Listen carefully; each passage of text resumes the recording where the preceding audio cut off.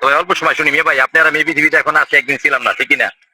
তো এবারে মনে এক সময় আসবো, থাকতে পারবো না, যদি এখন আসি, কিন্তু চিন্তা করতে হবে যে আমি এক সময় থাকতাম না ভাই, গাড়ি আছে, গাড়ি ছাড় যাবে।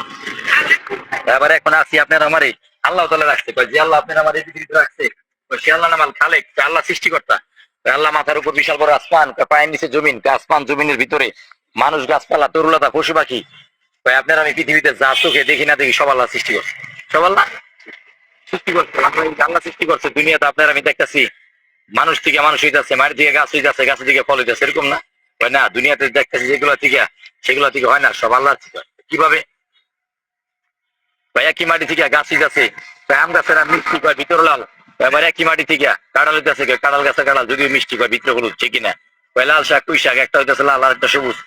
খেজুরের রস অনেক মিষ্টি, তেঁতুল গাছের তেঁতুল অনেক টক, ঠিক কিনা? মরিচ গাছের মরিচ অনেক ঝাল, তাই গাছের ভিতরে টক মিষ্টি ঝাল লাল সবুজ, কত বড় রং, কত বড় স্বাদ। সব গাছের নিচেই তোমার কি, সব গাছের নিচেই মাটি। মানুষে কয় মাটি থেকে হয়, মাটি থেকে হয়, তো মাটির ভিতরে টক মিষ্টি ঝাল লাল সবুজ এগুলা কিছু নাই। গাছের ভিতরে এত বড় রং, এত বড় স্বাদ কে দিল? আল্লাহ। তার মানে সমগ্র সৃষ্টির মালিক আল্লাহ, কোন সন্দেহ নাই। মাটি থেকে গাছ হয় না, গাছের থেকে ফল হয় না, মানুষ থেকে মানুষ হয় না, ডিম থেকে মুরগি বাচ্চা হয় না, সবকিছু আল্লাহ।